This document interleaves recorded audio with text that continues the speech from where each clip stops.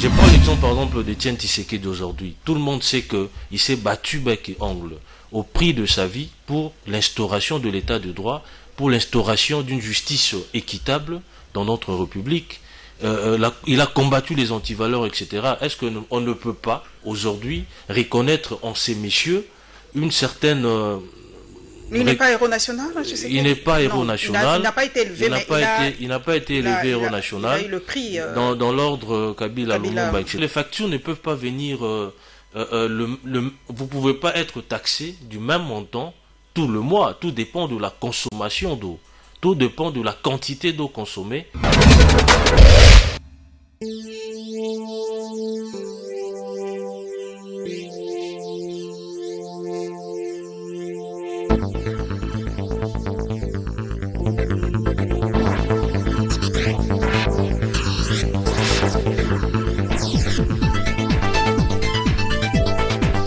Vous êtes élu du peuple, votre voix porte. Si vous allez à la régie des eaux, on vous écoutera. Vous êtes élu du peuple. Les factures sont calculées en fonction du volume d'eau consommée. Je crois que c'est en mètres cubes. Je sais pas exactement, je suis pas expert. Mais c'est par rapport au volume. Si par exemple, parce que les factures ne peuvent pas venir, vous pouvez pas être taxé du même montant tout le mois. Tout dépend de la consommation d'eau. Tout dépend de la quantité d'eau consommée par vous. C'est comme ça que les factures viennent. Il peut se révéler que ces mois, par exemple, vous avez consommé beaucoup d'eau. La facture ne viendra pas de la même manière que la facture précédente ou la facture antérieure. Donc, je ne sais pas trop confirmer justement cette plainte, si réellement il y a une surfacturation. Mais je crois que nous avons des dirigeants qui sont responsables. Ils ne peuvent pas charger la population. Déjà, nous sommes dans une situation... Je suis votre administré, il faut y aller un peu à la régie des eaux et demander. D'ailleurs, ça nous permet, nous sommes pendant les vacances parlementaires, les temps pour nous d'effectuer des descentes. Malheureusement, avec la Covid, on ne sait pas aller au contact de nos électeurs. Donc, mais nous allons vérifier, si tel est le cas, en tout cas, nous allons hausser la voix pour que les choses puissent changer. Nous allons, mesdames et messieurs, parler du 30 juin. Cette semaine, nous avons célébré les 60e anniversaire de notre indépendance. On a élevé, comme vous le savez, le tout premier président de la République démocratique du Congo au rang de héros national. Et beaucoup de gens ont trouver cela bien, mais il y a toujours des récalcitrants qui n'ont pas accepté cela. Je vais d'ailleurs demander à Francis s'il est pour ou contre l'élévation de Joseph Kasavubu comme héros national. Et évidemment, on a rendu aussi un hommage vibrant au tout dernier ancien combattant qui a en tout cas participé à la Deuxième Guerre mondiale, donc en 1940-1945, Daniel Mouki, qui a rendu l'âme il y a plusieurs mois déjà et qu'il a été enterré dignement. Image, s'il vous plaît. Il y a 60 ans, nos pères fondateurs, parmi lesquels Joseph Kasavubu et Patrice Lumumba, sont parvenus à concrétiser la profonde aspiration du peuple congolais à l'émancipation. Nous gardons tous en mémoire la belle histoire du 30 juin, celle de nos deux héros au tempérament différent, mais tout aussi déterminés pour la cause de l'indépendance.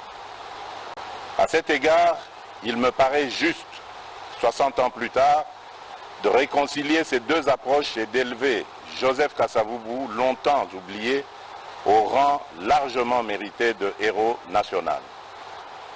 Dans le même ordre d'idées, je viens de signer l'ordonnance portant nomination du maire et du maire adjoint de Lumumba-Ville dans la province du Sankourou, rendant celle-ci effective et opérationnelle. Déjà avant l'indépendance, dans son discours visionnaire d'Accra en décembre 1958, Patrice Lumumba nous invitait à nous opposer de toutes nos forces à la balkanisation du territoire national sous quelque prétexte que ce soit. Effectivement, comme un serpent de mer, la menace de la balkanisation aura traversé l'histoire de ces 60 dernières années, la rendant tumultueuse et trouble sous l'instigation de puissances extérieures, en complicité avec des enfants du pays et des pays voisins. Loin de briser notre volonté de vivre ensemble, Je voudrais que les menaces contre notre pays raffermissent les liens historiques et le sentiment patriotique qui font de nous les fils et les filles de la grande nation congolaise au cœur de l'Afrique. Grâce à l'implication du chef de l'État et commandant suprême des forces armées, Félix-Antoine Tshisekedi, les hommages de la nation congolaise au premier sergent Daniel Myuki, ancien combattant de la Seconde Guerre mondiale 40-45, ont démarré ce lundi 29 juin 2020. Le numéro 1 du secteur, le ministre délégué à la Défense nationale chargé des anciens combattants Sylvain Mutombo Kabinga, a déposé une gerbe de fleurs devant l'effigie de l'illustre disparu au mémorial des anciens combattants à la place du rond-point Force publique. Au nom du commandant suprême et du ministre à la Défense nationale, nous avons tenu vraiment à organiser une grande cérémonie pour montrer à la face du monde que l'armée congolaise n'a pas ignoré ou oublié ceux qui se sont battus au nom de leur sang pour la patrie. Nous nous sommes engagés de les décorer ainsi que ceux qui sont encore vivants parmi ceux qui étaient battus pendant la guerre 40-45. Puis, s'en est suivi d'autres autorités militaires et civiles, ainsi que les membres de la famille du défunt qui, tous à leur tour, ont déposé leurs gerbes de fleurs et allumé les bougies en mémoire du premier sergent Daniel Myuki. Le professeur Daniel Voto parle ici d'une démarche pour la valorisation des hommes en uniforme qui a atteint ses objectifs. Une grande satisfaction parce que c'était ça notre combat. Nous avons voulu que Daniel ne passe pas inaperçu, qu'il ne puisse pas être enterré comme tout le monde parce qu'il a donné de sa jeunesse, il a donné de sa vigueur pour ce pays. Et comme les circonstances ont fait qu'il soit enterré le 30 juin, une date symbolique pour ce pays, c'est vraiment une grande satisfaction pour nous. Et nous remercions les autorités, soit les autorités militaires, les autorités de la République à haut niveau, qui ont permis que ça se passe ainsi. Un pari gagné aussi pour le patron des anciens combattants, Sylvain Mutombo, qui n'a ménagé aucun effort pour rendre des honneurs et hommages dignes de son rang à ces vaillants héros et membres du corps expéditionnaire à Gambela dans la Deuxième Guerre mondiale 40-45. Francis, nous avons suivi le discours du chef de l'État par rapport à l'élévation de Joseph Kasavubu comme héros national. Question directe, pour ou contre? Je suis pour. Pourquoi? Non, mais vous savez, madame, si Patrice Emery Lumumba a été consacré héros national par les dirigeants congolais ou l'ancien président, c'est par rapport à ses prouesses. On a reconnu en lui une personne qui luttait contre la balkanisation, c'est-à-dire contre l'impérialisme, etc., contre les traitements que subissaient nos sœurs et frères, infligés par les colonialistes. Donc, c'est-à-dire, c'est par rapport à ses prouesses qu'il a été reconnu comme tel. Et moi, je crois que à côté de lui, il y avait quelqu'un aussi, avec l'Abaco, etc., qui s'était battu, non seulement pour l'indépendance, mais aussi contre ces genres de pratiques. Et surtout qui fut notre premier président, et il s'était illustré dans une gestion optimale des ressources de l'État. Vous savez, héros national, ça ne veut pas seulement dire que vous puissiez mourir pour un pays. Vous pouvez effectuer ou accomplir des exploits. Sur base de ces exploits-là, les gens peuvent vous reconnaître comme étant un précurseur par rapport à votre lutte ou à votre combat et vous reconnaître justement cette étiquette. Je prends l'exemple par exemple d'Étienne Tshisekedi d'aujourd'hui. Tout le monde sait qu'il s'est battu bec et ongle au prix de sa vie pour l'instauration de l'état de droit, pour l'instauration d'une justice équitable dans notre République. Il a combattu les antivaleurs, etc. Est-ce qu'on ne peut pas aujourd'hui reconnaître en ces messieurs une certaine... Il n'est pas héros national, je sais. Il n'est pas héros national. Il n'a pas été élevé, il n'a pas été élevé héros national. Il a eu le prix dans l'ordre Kabila, Lumumba, etc. Donc, vous voulez qu'il soit en tout cas par rapport à ses prouesses, par rapport à son combat, par rapport à tout ce qu'il a réalisé, je crois qu'il les mérite bien. Bon, j'aime bien le parallélisme. Par rapport à son combat, il mérite d'être héros national. Mzé aussi, certains diront, par rapport à son combat, c'est le tombeur de Mobutu, qu'on le veuille ou pas, c'est Mzé. Mzé aussi a droit d'être élevé au rang de héros national. Vous savez, madame, chacun aura ses raisons. Voilà, c'est pour dire que nous sommes dans une république où la liberté d'expression, c'est la règle.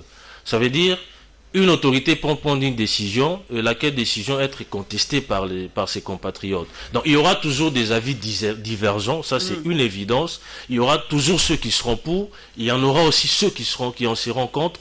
Et le plus important, c'est de reconnaître les mérites des gens.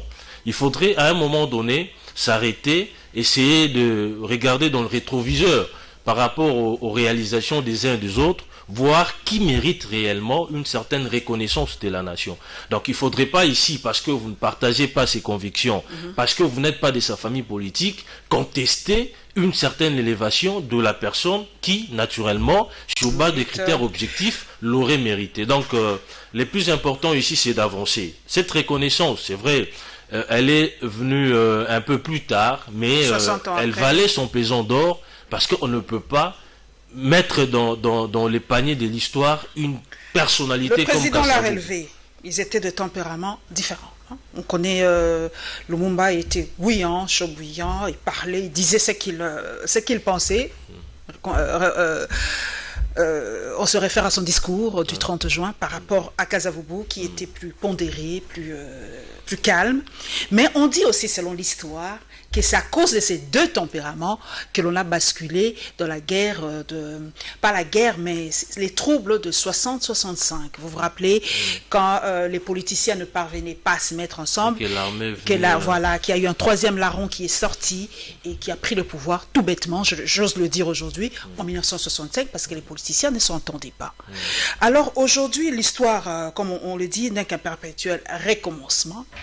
Alors aujourd'hui, j'ose vous poser cette question, Francis. Est-ce que, avec tout ce qui se passe aujourd'hui, les tensions, les problèmes, les gens qui ne s'entendent pas et tout ça, est-ce qu'il n'y aura pas un troisième larron qui sortirait dans ses eaux et qui prendrait le pouvoir tout bêtement comme Mobutu en 65? Moi, j'aime bien le parallélisme parce que l'histoire est là, ça nous aide à comprendre. Je n'aborde pas les choses je vous en prie. De votre manière.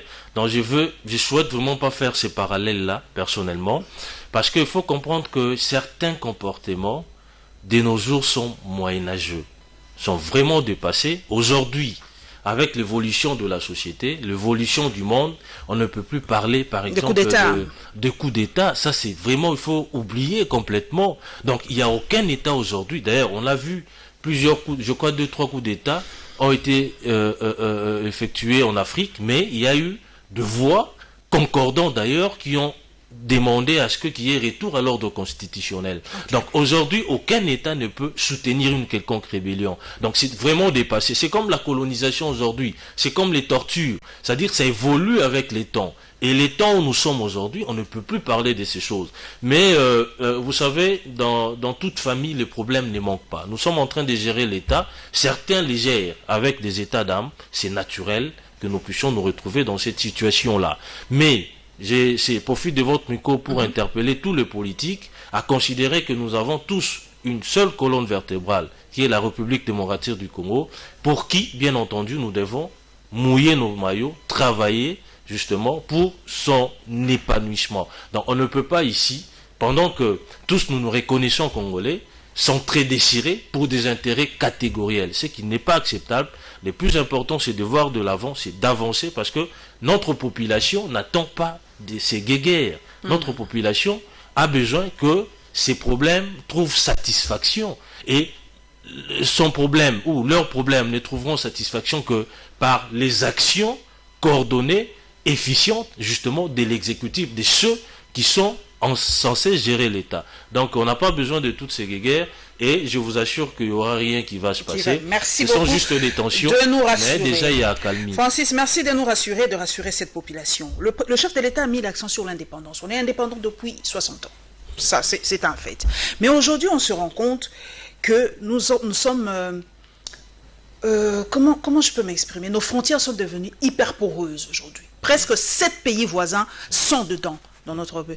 Et moi, ce qui me choque personnellement, il y a même les Sud-Soudanais aujourd'hui qui osent entrer chez nous, violer nos femmes, brûler nos villages et piller. Les Sud-Soudanais, s'il vous plaît. Alors, lors du Conseil de ministres, le chef de l'État parle de diplomatie. Ça énerve beaucoup, parce que les gens qui viennent chez nous tuent, pillent, violent. Mais nous parlons de diplomatie. Est-ce que c'est pas une sorte de, Francis, de faiblesse, je sais pas, est-ce que nous sommes incapables de faire la réciprocité? Vous entrez chez nous, vous violez, nous entrons chez vous, vous violez. Qu'est-ce qui manque à notre armée pour faire la réciprocité? Bon, madame, c'est vrai que les instruments internationaux autorisent dans pareille situation de répliquer. Donc nous sommes dans une situation d'autodéfense pratiquement, Exactement. de légitime défense. Mais vous savez, la guerre ne résout toujours pas le problème.